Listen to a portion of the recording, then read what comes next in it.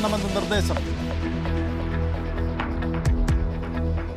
തന്റേത് പിണറായിസത്തിനെതിരായ പോരാട്ടമെന്നും സതീശനോട് മാപ്പ് ചോദിക്കുന്നെന്നും കമ്മ്യൂണിറ്റിയിൽ ഈ വിഷയത്തെ നേരിട്ട് അനുഭവപ്പെടുന്ന അഡ്രസ് ചെയ്യുന്ന ഒരു വ്യക്തി അവിടെ സ്ഥാനാർത്ഥിയാകണമെന്ന ഒരു റിക്വസ്റ്റ് ഡിമാൻഡ് UDF മുമ്പിൽ വെക്കുകയാണ്. എന്താണ് റിക്വസ്റ്റ് ഡിമാൻഡ്?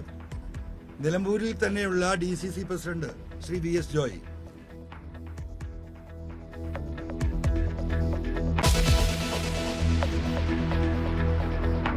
നെയ്യാറ്റിൻകരയിലെ ദുരൂഹ സമാധി പൊളിക്കാൻ കളക്ടറുടെ അനുമതി.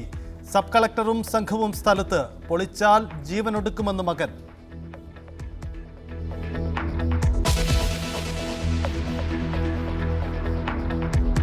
എറണാകുളം അങ്കമാലി അതിരൂപത ആസ്ഥാനത്തെ സമരം അവസാനിപ്പിച്ചു വൈദികർ.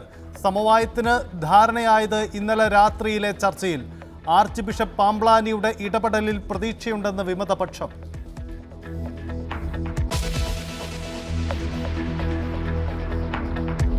സമസ്ത മുസ്ലിം ലീഗ് രാഷ്ട്രീയത്തിൽ ചൂടാറാതെ കേക്ക് വിവാദം.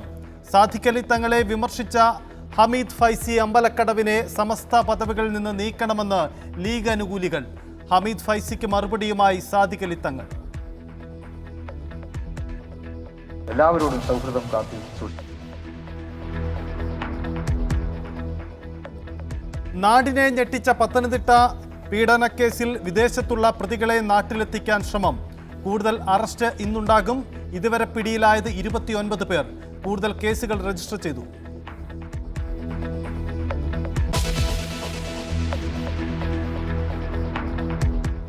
വയനാട് പുൽപ്പള്ളിയിൽ വീണ്ടും കടുവയുടെ ആക്രമണം. ആടിനെ കൊന്നു. ഒരാഴ്ചക്കിടെ കടുവ കൊന്നത് 3 വളർത്തു മൃഗങ്ങളെ.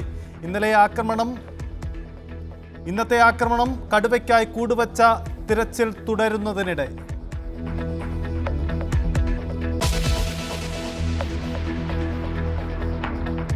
ലോകത്തെ ഏറ്റവും വലിയ തീർത്ഥാടന സംഗമമായ മഹാകുംഭമേളയ്ക്ക് തുടക്കം.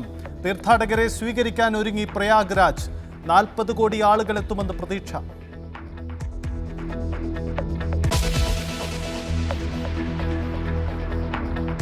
ശബരിമലയിൽ നാളെ മകരവിളക്ക്. തീർത്ഥാടകർക്കുള്ള ക്രമീകരണങ്ങൾ പൂർത്തിയാവുന്നു. ഹിൽ ടോപ്പിൽ പാർക്കിംഗ് നിരോധിച്ചു. മകരവിളക്കിന് ശേഷം പുല്ലുമേട്ടിൽ നിന്ന് തീർത്ഥാടകരെ സന്നിധാനത്തേക്ക് വിടില്ല.